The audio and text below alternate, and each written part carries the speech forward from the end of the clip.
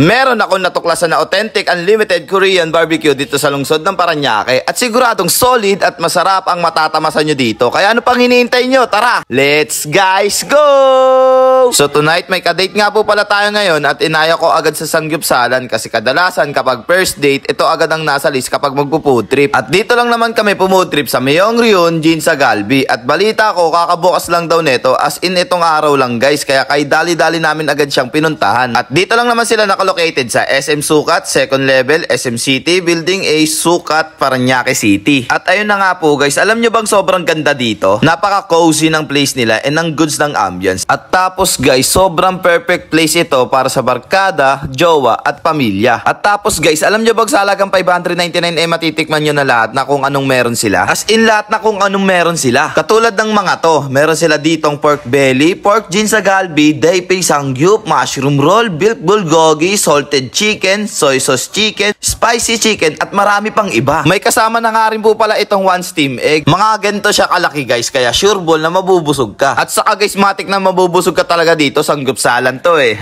Pero guys, ang kinaganda dito, sobrang sasarap ng mga foods nila. At tapos guys, self-service nga po pala dito, kaya you can refill your own side dishes and sauces. May time limit nga din po pala sila dito, mga 2 hours din siya mahigit. At tapos guys, yung meat nila dito is fresh, kaya surely na masarap. Charcoal nga po pala ginagamit nila dito pang luto, kaya plus points ito for us. Kasi alam nyo naman, mas masarap talaga ang meat kapag charcoal yung gamit. Rhyme yun guys, panis. At ayun pa nga po guys, want to sawa ka nga po pala sa kaka-refill dito, kaya surely na mabubusog ka. Yung cheese naman nila dito guys, is literal na i-melt nyo lang yung cheese. Pero mas maganda sana dito guys, kung melt na mismo yung cheese para mas creamy din.